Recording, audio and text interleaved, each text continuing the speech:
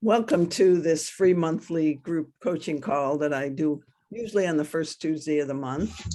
And thanks for coming. Well, I see Adrian's here, and Adrian asked me about projection. Hi, Adrian. Thanks for asking me about projection. Just an email about a week ago, something about, more information about that, where in my books he could learn more about that concept, the concept of owning your projections, how we project our unconscious issues, let's say, onto others. So that's the theme. And Adrian, when you mentioned that, I just got thinking about what an interesting topic this is, and how there's so much unconscious in us, and we work to make this more conscious through our lifetimes. But all of that stuff is creating static in our ability to perceive reality as it is. And of course, that's the cornerstone of what Getting Real is about. It's like, instead of projecting your fear stories or your conditioned beliefs onto reality, we take another look and go, wait a minute, there seems to be kind of a consistent pattern in how I view the world or what happens to me in the world. There seems to be these themes in my life where I recreate something that doesn't feel completely whole or healthy or self-affirming. What's this about? So I want to talk today for a little bit. What is projection? Why is it important?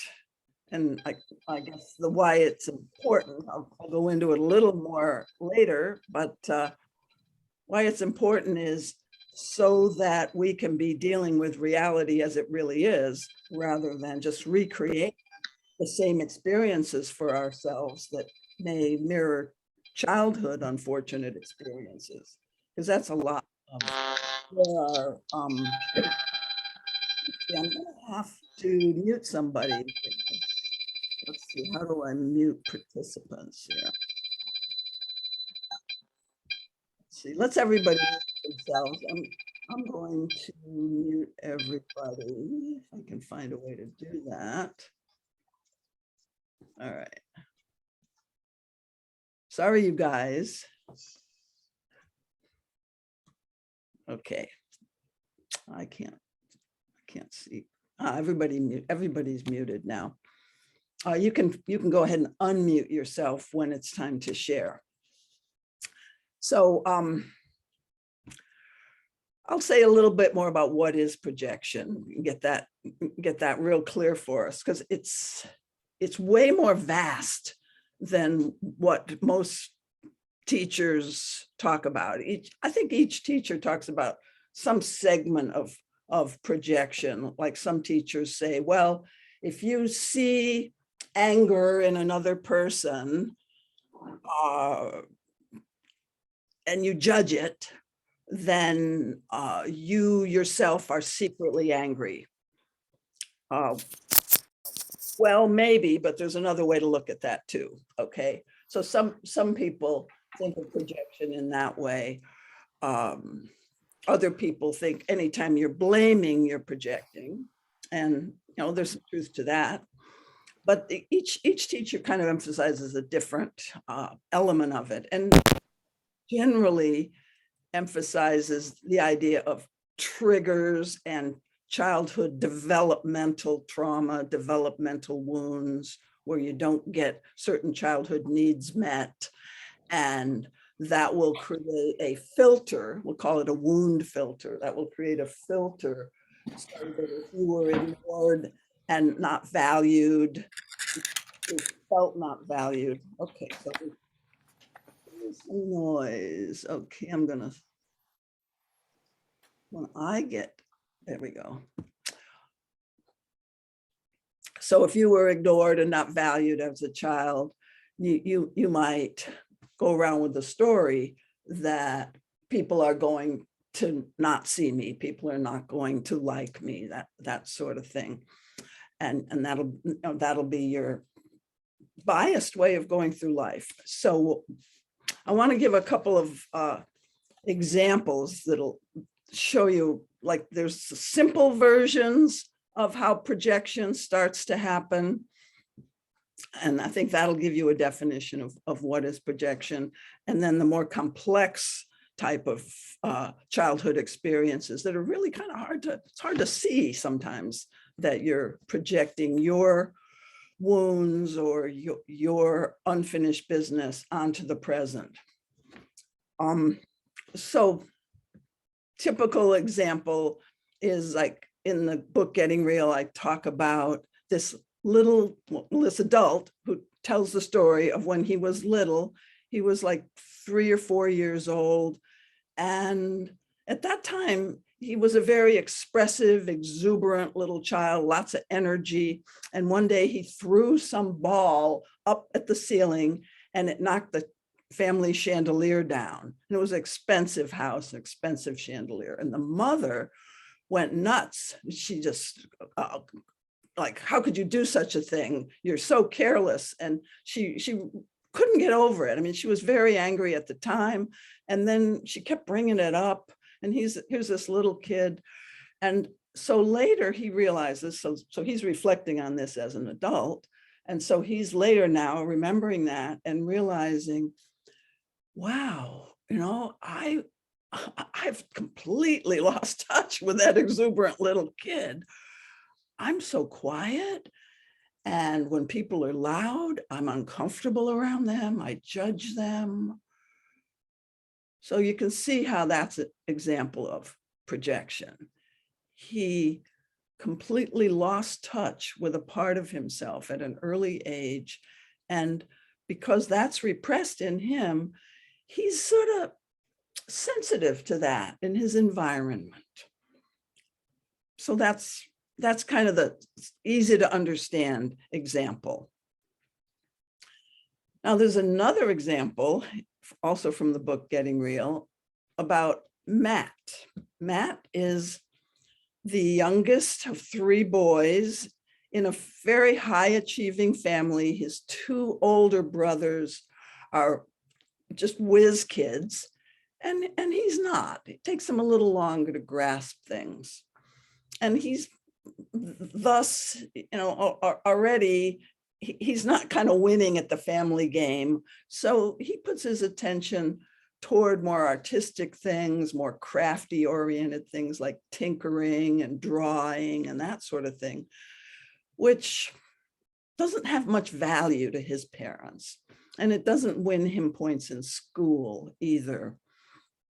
And so then he finds himself in the workplace as a grown man, being extremely irritated by his boss's, what he calls his boss's micromanagement. Like the boss will give him an assignment, but then give him a few instructions about how to do the job. And as he's looking at how upset he is about the way his boss treats him, he tunes back into how he felt overmanaged, over-controlled as a little guy. Have you done your homework? You know the drill, a lot of you. Have you done your chores? Have you done your homework? Why didn't you do it this way? And his strategy as a kid was to kind of tune out the authorities. So this is about authority now, his relationship to authority. And this is a very complicated domain for a lot of us.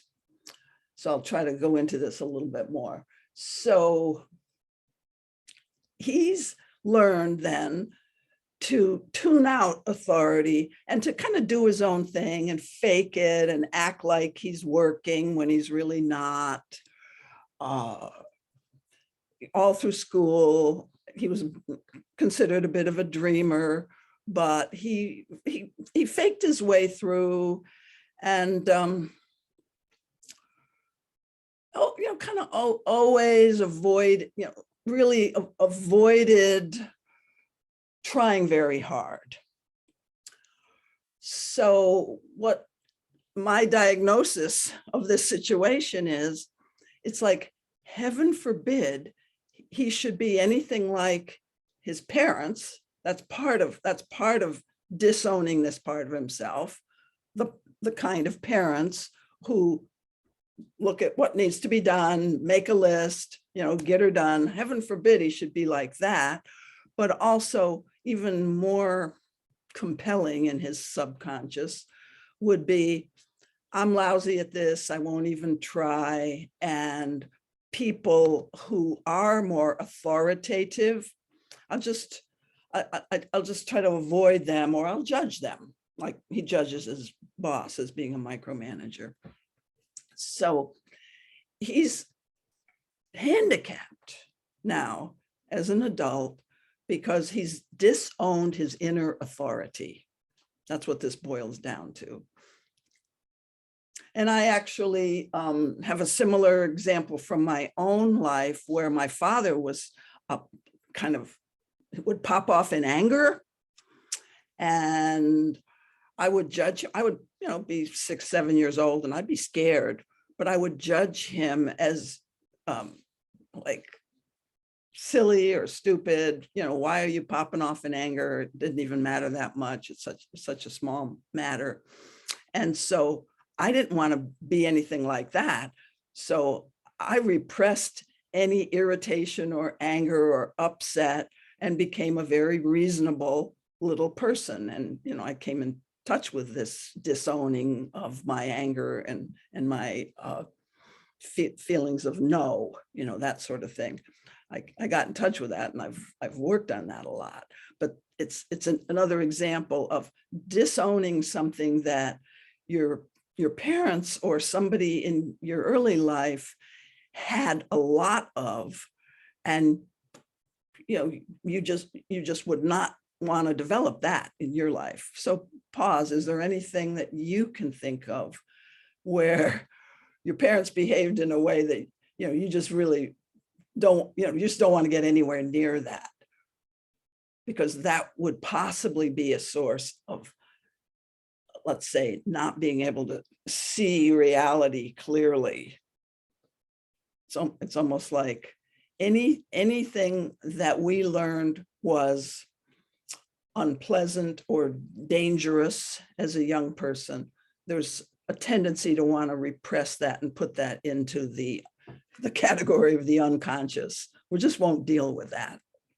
But then things happen in our adulthood that gets us, we have to pay attention to that. So let me just show you an example by creating a scene for you to put yourself into.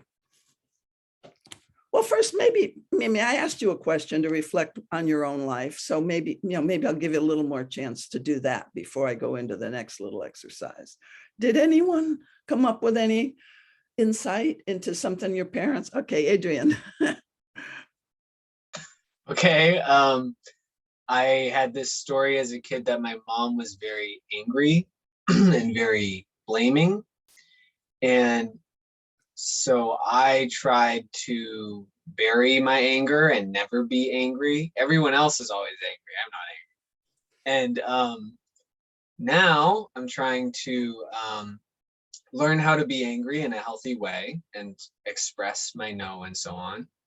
But then the issue for me now is that I'm like, oh, now that I've expressed no, is that abusive? Is that too much? Am I blaming? So I'm in process with it right now.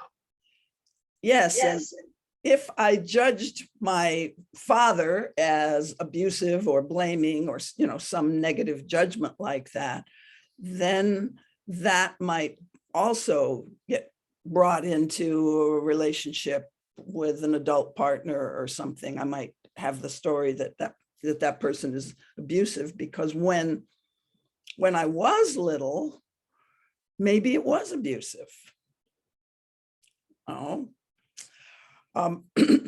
So thanks, Adrian. Anybody else want to share anything about? Yes, Sherry.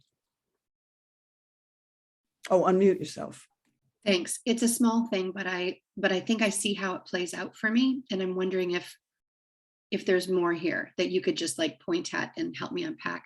I remember feeling really uncomfortable with how inflexible my mom was. So if I had a friend after school come over and play, and if it just like got to be close to dinner time, like this whole inconvenience, there was like this big scarcity mindset around food. We were, you know, I imagine on the scale of things, a middle class, you know, kind of blue collar family, but there was this like stress, like, oh no, you know, I didn't plan for another person at dinner.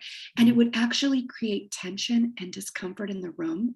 And then later, like when it would be like a boyfriend, and it would just, I would just stay away from home. So as an adult, I have this overcompensating need to be such a gracious host. Oh, wonderful. Great to see you. Come on in. Hey, are you hungry? Can I get some extra things? I just want to make everyone feel like they belong here and that no one's inconvenienced. And so it's like I've gone the opposite way, and I'm not quite sure, like, am I honoring myself in that? Maybe not. Like, I don't know. Right. This is a beautiful example. And I see a couple other people resonating with what you're saying, probably from their own experience. Well, I would like you to try on the idea that you do suppress as an adult. You do, I mean, this is a hunch. When you are not feeling like the most gracious hostess, you might not even be in touch with that, but you might realize later, gee, I overdid it, or, you know, I've had house guests for 3 straight weeks, or something like that, where you, in retrospect, realize you didn't completely honor yourself.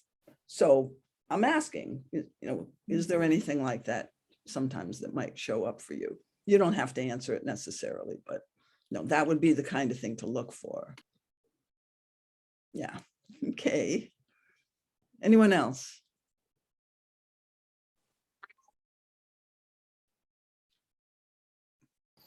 I'll share something that I was just thinking about. I was asking myself the question, yeah, like how am I avoiding being like my parents, or specifically more? I was raised Mormon when I left the church, so, and I've always kind of confused the two because I don't know which. When I think about my childhood, I'm like, was it the Mormonism or just the way my parents practiced it? But the thing I came up right now is just noticing that currently I notice that I avoid seeking and joining community, like that I even like community that I resonate with. And I imagine it's because I have a part of me that's like there's no fucking way I'll ever like join some sort of community or some sort of thing that I might feel trapped in again. And I realize like how that's holding me back from actually seeking people I resonate with and communities that I feel comfortable in. Oh, thanks, Scott. That's a great example. I don't think I need to comment on that, because you see that these two things connect. Yeah. And I guess the reflection question would be, how did I feel limited by that community as a child? And is that still valid? You know, I'm probably projecting that onto this vague concept called community now. How might that still be true, but how might that not be true? The idea here, of course, is that we humans have this much larger human potential. Now, I have the potential for not showing up at a gathering, and I have the potential of learning to live with people being disappointed with me, just as one example of some of the pressures of community. People disappointed when you don't show up to their thing. Yeah, I actually have the potential for more of a range than I was allowed when I was a child. I mean, just a simple question like that that's all on a conscious level. I can realize, oh, I really do have more options. But why does that option of saying, no, I'm not going to go to your gathering, why does that option feel so scary? And that's where we might get into trigger work, which I'll go into that a little more, in the second half of the call here, where we get to work with, why does that feel scary, and feel into that. And trigger work is really being with a present sensation or feeling about something you're avoiding, and then just staying with that and until you discover more about the deeper feelings, the deeper associations, the deeper memories that might be buried down there. So that's what I'm calling trigger work. Yeah, I really liked when you said learning to live with people being disappointed with me not showing up. That's, all right. Yeah. Thank you. Okay. I actually have a question. Yeah. I'm having trouble, like in my own head, kind of identifying where I might be trying to go in the opposite direction of what I experienced as a child. And I think I'm more like imitating what I received versus rebelling against. So is that also kind of valid, or can you? Well, yeah, what are you denying? By imitating them, what are you avoiding or denying or pushing away? That would be the obvious question. Maybe you can even answer that right now. I don't know. Otherwise, hold on to that question and keep looking at it. Okay. Because everybody is one-sided, in a sense, or not necessarily one-sided, but let's call it, we have a flat side. Like, let's say this, I'll make a circle here. This represents your wholeness, your full human potential. And then we have these little flat sides. So we're like a wheel that bumpity bump goes through life, So your parents had some flat sides. And so those might be the same flat sides that you have. Okay, thank you. Yeah. So the next exercise involves a scenario that I want to paint for you, and this might show you one of your fear stories or one of your patterns in a typical social situation. So here's the social situation. This is not a couple relationship type thing now. We'll get to that in a few minutes. You're at a gathering, let's say it's a conference, and and this is one of the breaks in the conference, conference of like-minded people. And people are having snacks and drinks or coffee and tea. And you're talking to somebody, just one-on-one. And you're really enjoying this conversation. I mean, regardless of whether it's a sexual attraction, there's some kind of attraction there, at least from you. You would hope to know this person better, even though it's just right now a 5-minute conversation. So, and the other person seems to be enjoying themselves too. And then into the conversation, 5-10 minutes, the other person says, gee, I'm really enjoying this conversation and I want to get back to it, but I need to go to the bathroom. So you go, okay. And, you stay where you are and they go off to the bathroom. Oh, and they basically indicate that, and, I'll come back and find you afterwards. So that gets said. You stand there and wait, and, you kind of look around, and then after, another 5 minutes or so, nothing's happened. And you see this person, other side of the room, talking in a very animated, friendly way to somebody else. What do you think? So this is a little quiz here. What goes on in your mind in that moment? So just kind of like, what story do you make up? And then the second question will be, what do you actually do? But who wants to dialogue with me for a minute? Just short dialogue, and we'll have answers from several people. Yes, Debbie, go ahead. what goes on in your mind first? Well, I think the old me would have said, damn, it happened again. I like somebody and they don't care about me. And shoot, she was probably insincere the whole time. What really happened here? But the new me is a little more accepting. And I think I'd say, well, shoot, I thought we had a connection. Maybe she has a connection with that person too. So I'll try to hook up with her, get her contact information, see if we're going to pursue any kind of relationship or conversation. And then I'd be okay, I think. Okay, thanks. Thanks, Debbie. Who else is willing to share? Linda, how about you? And you got to unmute, yes. Yeah, I'd probably go, oh, look it, they got distracted, so I'll go over and talk to them. That's what I would do. Yeah, yeah. Okay, good. I'm going to come back to yours, Linda. Who else wants to share? Yes, Mia. Yeah, hi. Yeah, I imagine like I also can see two scenarios, like my past self and then like my growth mindset self.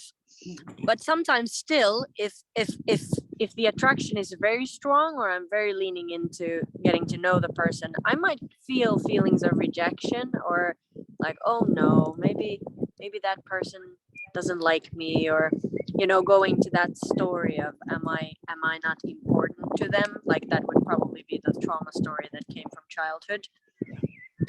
But then again, like I might reason with myself, like go like, hey, they are doing their thing, I'm sitting here doing my thing, but I imagine those two layers would still be like there, both of them. That little side of me that sometimes still feels very rejected in these moments, and then the adult side who just understands that, hey, yeah, they're doing their thing. Let me go do mine, or try to talk to them again. And Mia, what would you, in this imaginary scenario, what would you do? I imagine if I would feel sad, I might go to the bathroom and just allow myself to be with that sadness, maybe even let tears come, and like just, depending on how strong the reaction is, just letting my adult side be with that smaller side of me. Yeah, I imagine just being with whatever is arising and not kind of deflecting into distracting myself with something else. And then when I feel ready with that, like go and get a drink or talk to someone else, or, yeah. You wouldn't go back to try to talk to the person. It might if I see that there's like a connection still there. Yeah. And I do notice that there's some kind of part of me that's saying like, yeah, that might be a bit more cautious than that person. Yeah. Okay. Thanks. All right, there's a couple other people that have their hand up. That means you want to share. Marielle, and then we'll have Christy.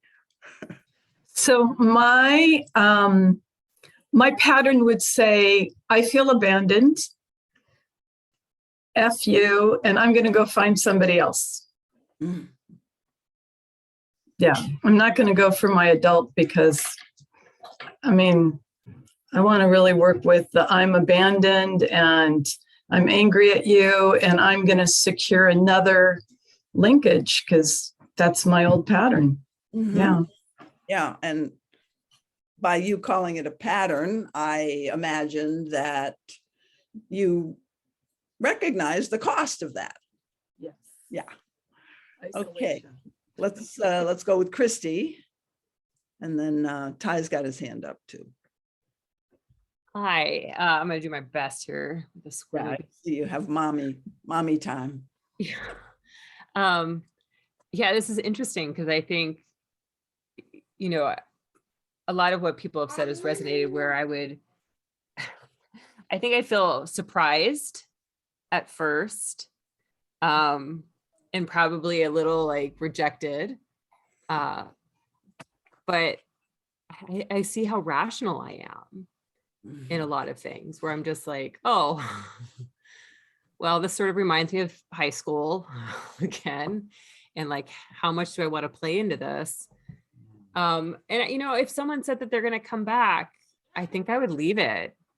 You know, I'd leave it and probably move on to the next, like awkwardly move on to the next circle and see what I could, you know, connect with, and just sort of allow them, like, there's a reason they left, you know, I don't know what that reason is. Allow them to come back if they want to come back. And, you know, I'd probably like recalibrate a little bit, like replay some of the story of like, okay, what was happening? Why did I think this was going well? What might have happened that didn't go well? Let's try this again with somebody else and see if we can get some different results. And, you know, and just, yeah, there'd probably be some like, oh, shoot, okay, that hurts, but I don't know like how long I would try to hold on to it, you know. But that's my pattern, is like, okay, well, that was that, now we're moving on, I guess. And Christy, you at least leave the option open that they can come back to you. Yeah, I mean, if they want to, yeah. I don't think I would close it off. But that's, I think, my attempt to feel secure. Yeah, like I think there'd be some anxiety and wonder like in the moment, but my attempt to feel secure in myself would be like, okay, Christy, let's just trust everything's okay. And then And this, so I'm going to just go a little further with this. So let's just trust and, you know, let it happen as it will. There's all of you who have that mindset, which is, you know, like a pretty common, normal mindset. Is there some part of you that like, well, I just wouldn't do the thing that Linda said she'd do, which is just go over and say, you know, hey, I see you're out of the bathroom or something like that. She didn't say that, but that completely like expressed stance. How many people have sort of a bias against that? You know, probably a lot of people, like, you know, I would be a fool to do that, or, you know, I'm just opening myself up for more hurt. That's all projection. I think for me, like I hear that's projection. I think my thinking is more just like, this is what I would assume is this person doesn't know how to say no. Like I would just think like, okay, they don't know how to let me down. And if like they decide to come, like if, I don't know, like I would take it as a no. I would take it as like an unconscious no, and sort of feel like if I'm going to go at them again, I'm sort of going against that implied no I just received. Is that still projection? I mean, it's assumption, right? To some degree. Still, because you're not really getting to the bottom of what was going on. You still don't know what was real, but you're making a educated guess. So would you ask them? Like you would go up and just say, hey, what happened? Well, I guess the most real would be, if I'm you, would be to go and stand near the person. They're talking to somebody else, but to, you know, stand nearby, catch their eye. If they don't ever finish with the other person, you know, then I might give up after a little bit of time. But let's say they see that I'm there, and I, you know, it's a little bit forward, but you know, I'm putting myself close enough to their space and intending to get a conversation. I'm clearly intending to get a conversation. And if I'm Christy, I might say, you know, I don't know if you really meant to come back and just got distracted or not, you know, but I'm here now, and I was wondering. Yeah. And then I would just see what they say. When I hear you say that, what comes up for me is like, does this go against some sort of social norm? Like violating social norms in the process. Social norms to avoid discomfort. Yeah, that's the funny thing, right? Is like, do I violate social norms in order to be more authentic? Like, yeah, and I already feel socially awkward. So how much more awkward do I want? Yeah, well, we can, Yeah. we can blame a lot on social norms, and I understand that it may be in many circles, it may be a violation. So I'm sensitive to the context, and I'm not pushy, and I'm low key when I say it. But I'm genuinely, I didn't know, and I'm just, because otherwise, especially if I really like this person, and you kind of said this, you'd be anxious for a while, and that anxiety is what humans seem to get used to carrying around, rather than just completing the loop, completing the information loop, the unfinished business that just sort of sits there in the back. Was that a rejection or wasn't it? Okay, I'll get over it. I'm an adult, I'm fine. But just shows you about social norms. Thanks, Christy. I'm going to hear from Ty now. Oh, thank you. I enjoyed those conversations. I was a shy kid as you were younger, but I got involved with sales, and it became almost like a prospecting thing to find friends or dates or whatever. So I kind of have a position that it's my job to collect the contact. If I want a business relationship, I want a friendship, I want a dating relationship, I need to take responsibility for collecting information. And so I might even have asked for that information before they went to the bathroom. If I didn't do that and I saw them later on, I would say, I want to follow up on our conversation. Here's my card. Can I get your information? Or something like that. It's almost like a business networking arrangement. But for me, it's, I could get lost in all the stories too, if I wanted to. But for me, it's like, just, roll a dice. If it's a no, it's a no. And that's kind of sales. You get many no's to get to the yes. And so that's how I'd approach it. It's like, okay, I have an intention. I might even say, I enjoyed the conversation. I want to continue. And here's my information. And can I have yours, or both? So that would be my approach. Okay, Ty, thanks for that. I want to say something about sales and that whole mindset of boldness, and I can take a hit, I can take rejection and all of that.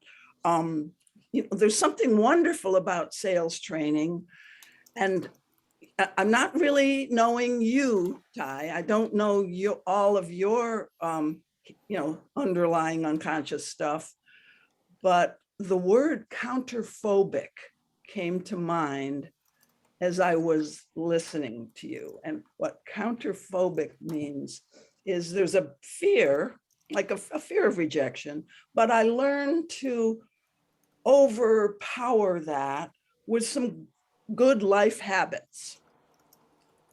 But what happened to that fear of rejection? Where did that go? Does that come up at all? Sure. I'm not really sure I'm talking about you by any means, but if you want to chime in, yeah, go ahead. Well, yeah, and I think you're right. I push a button inside myself. I say, it's showtime, ladies and gentlemen. Let's go forward. It's like stage fright. Okay, it's I'm scared of getting on the stage, but I know if I practice, once I'm on stage, I'm okay. I turn up the volume of my voice. I get more animated with my emotions, and now I'm on a roll.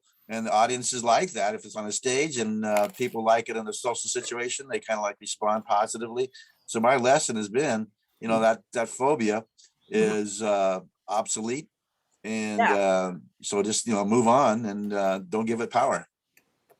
Yeah, assuming it really is obsolete.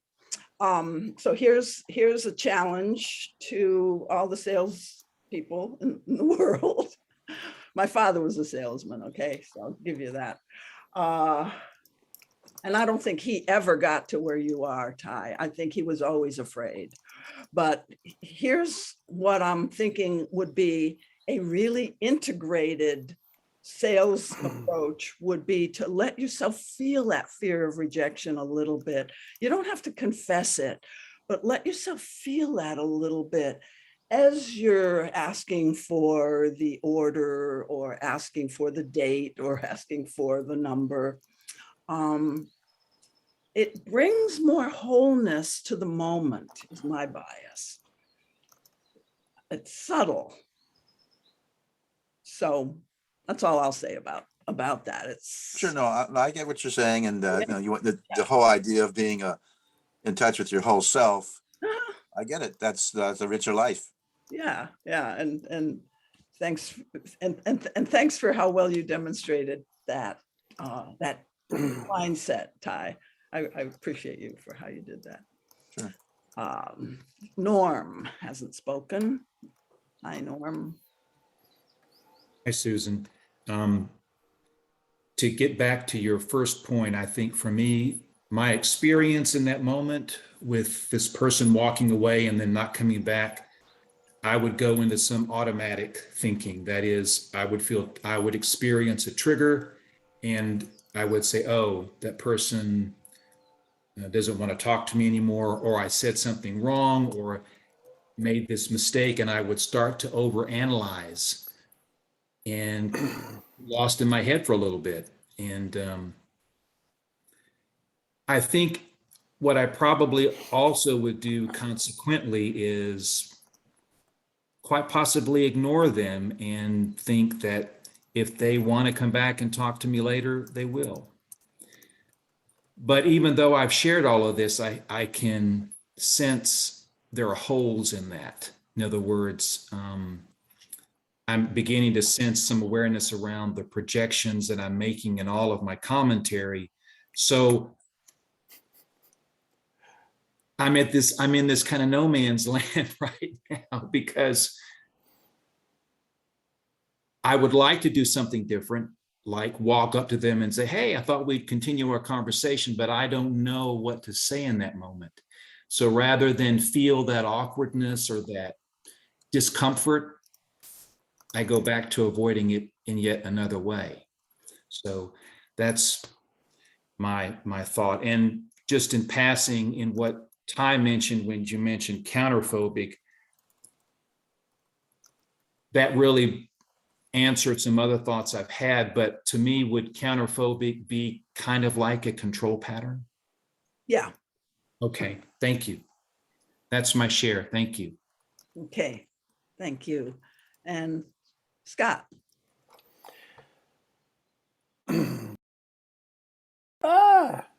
Wait, can you hear me? Yes. Okay, there we go.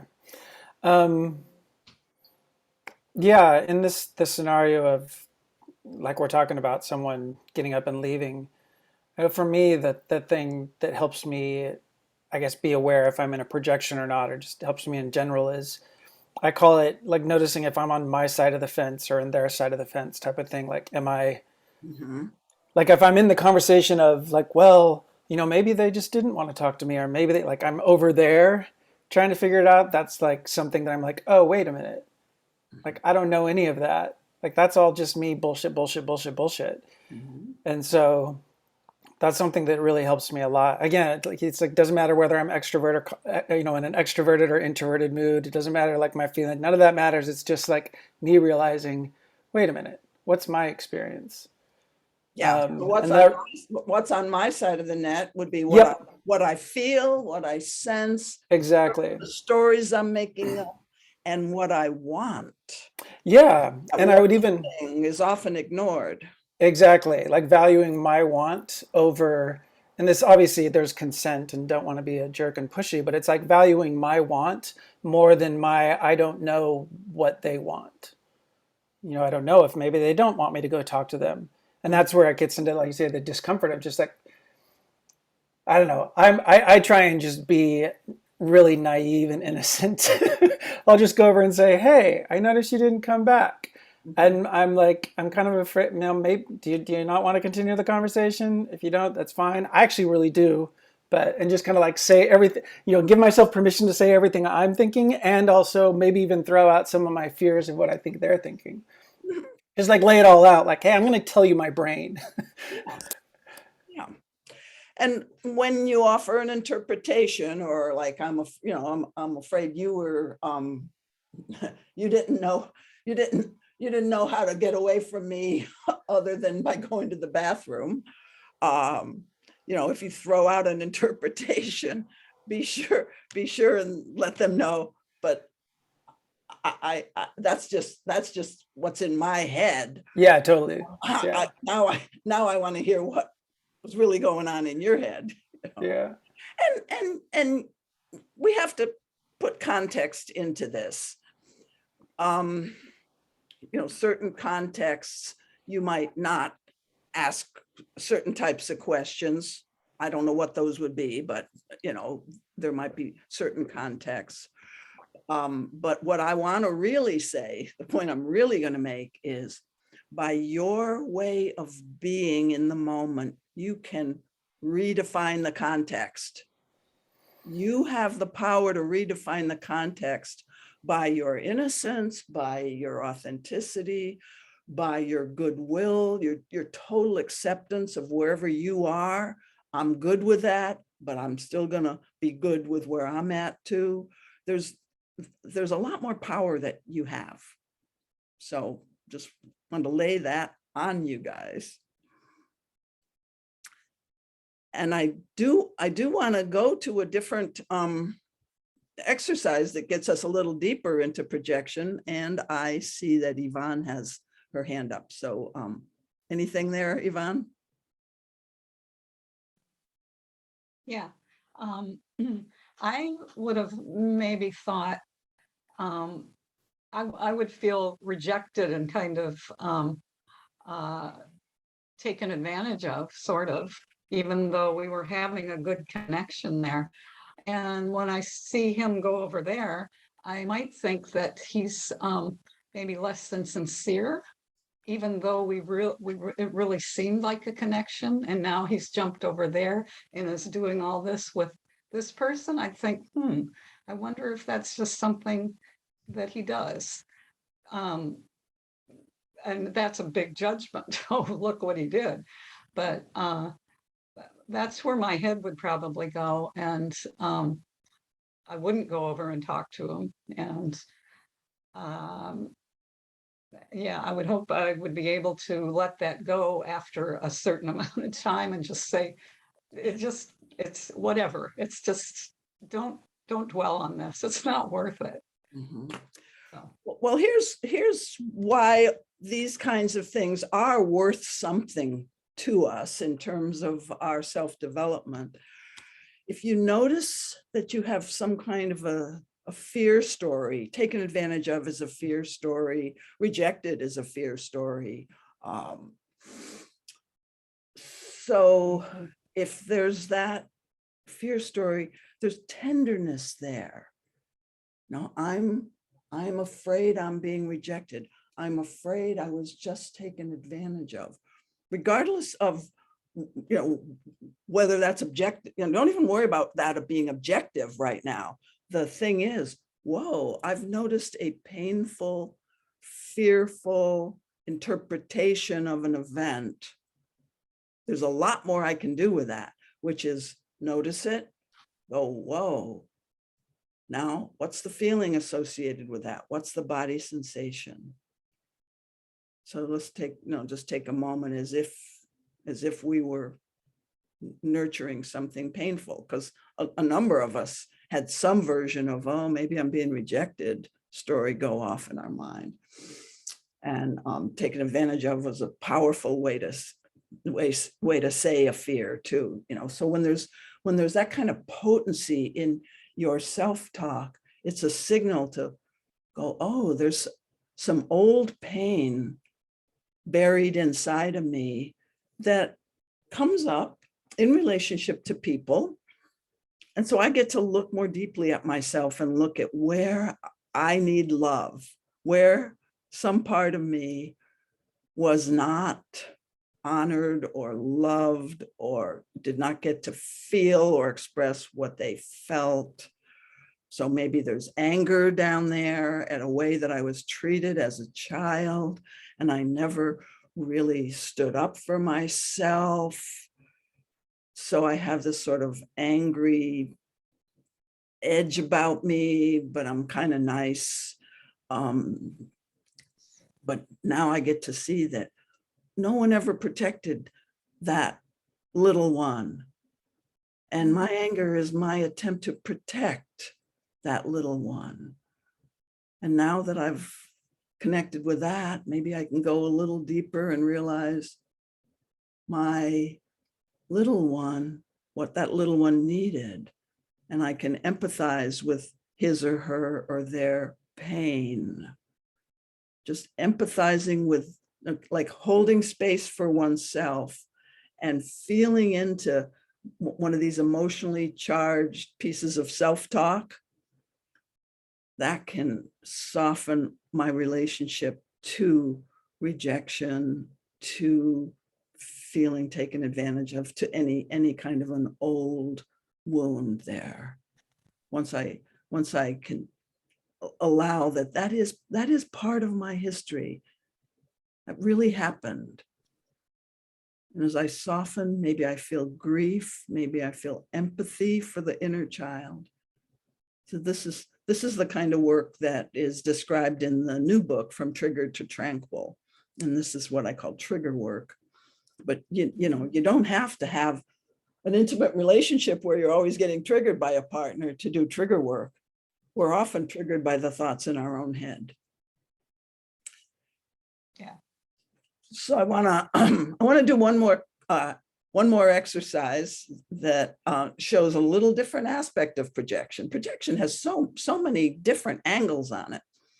So in this exercise, I ask you, think of a person who bugs you, or you think they shouldn't be this way, or you have judgments about, or maybe it's not a person, it's a type of person, like controlling, you know. So I'll do this with audiences, and people will say things like, you know, controlling, closed-minded, this or that. So that's the kind of thing I want to get, you know, one word or a phrase about the type of person who just kind of, you know, you just, you want to avoid. So give me a word, call it out. Or maybe you can put it in the chat. That might be better, because it'd be nice to see these later on. Would you do that? You know, and this might take a little bit of time, but you guys know how to use the chat. Okay, I got one here. Irresponsible, oblivious, explosive, blaming.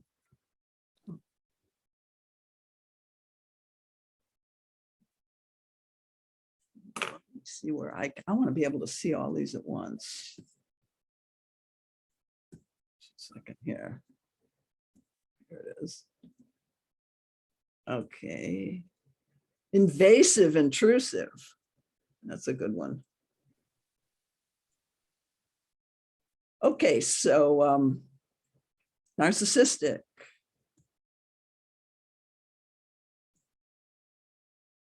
How do I use the chat? Oh, I don't know. So just speak it out loud. Just say your word out loud. What's my word? Besides controlling. Besides controlling. Self-indulgent. Self-indulgent. Okay. All right. So just here's something I want us to look at now. And I know some of you haven't gotten a chance to get your word out, but I think you'll get the idea here that I'm trying to be able to see everything. So if the type of person who bugs you is controlling, maybe they've overlearned something that you've underlearned. This is a phenomenon that I think people don't realize is I've avoided being a controlling person. Heaven forbid I should be anything like my parents, that type of thing. I'm very permissive. But you know, those controlling people bug me because I'm not very good at marking boundaries. No, they've overlearned going after what they want. I've underlearned going after what I want, perhaps. Okay. Self-indulgent, the same thing. Now, self-indulgent people, they're always taking care of themselves. They don't ask me what I want. They don't pay attention to me. So they've overlearned taking care of themselves. Maybe I've underlearned taking care of myself. That type of thing. Now there are, some things like, explosive, that sort of thing. We kind of covered that before. It's something I don't want anything to do with. My parent was like that. I don't want anything to do with that. But by that, I may be cutting off a certain part of my own human potential, where certain situations I would need to get big. Now, not that we're all trying to be explosive or controlling or self-indulgent, but maybe there's something in that direction that we've stayed away from a little too much because of our conditioning. So that's the point of this exercise. Sit with that for a second and see if you have any questions. With some of you, it may not be as easy to apply this formula. And this is only one formula. This may not be the most fruitful for you to look at how what's incomplete in you, you attract something that forces you to, let's say you attract a controlling partner. It forces you to come into relationship with that whole phenomenon of big and little, somebody who has power and somebody who doesn't assume their power, somebody who overpowers and somebody who doesn't. It forces you to come into, at least into dialogue with, whoa, what's this about? This is a painful difference. So the idea, maybe what they've overlearned is something that you've underlearned. And that's very often behind the opposites attract notion in relationships. Somebody who's like dominant and assertive will choose somebody who's very passive and accommodating. And that'll be a nice match for a while. But then there usually is what I call the power struggle stage, where you realize that the inner struggle, oh, I never want to be a controlling person, is being mirrored by the outer struggle. So the inner struggle within you to control or to submit or recede from assertion, that's an issue for me. So now I get to play that out in my outer relationship. And that is part of what attracts people into certain types of relationship. So they can work that, but you can learn to work that consciously. I have a book called Beyond the Power Struggle, which probably hardly anybody knows, that's about this whole theme, how the outer struggle mirrors the inner struggle. So you can get it on Amazon as an ebook, or you can get it as a Kindle. It's out of print, because the reason I say nobody knows about it is because, geez, I wrote it, in the late 70s.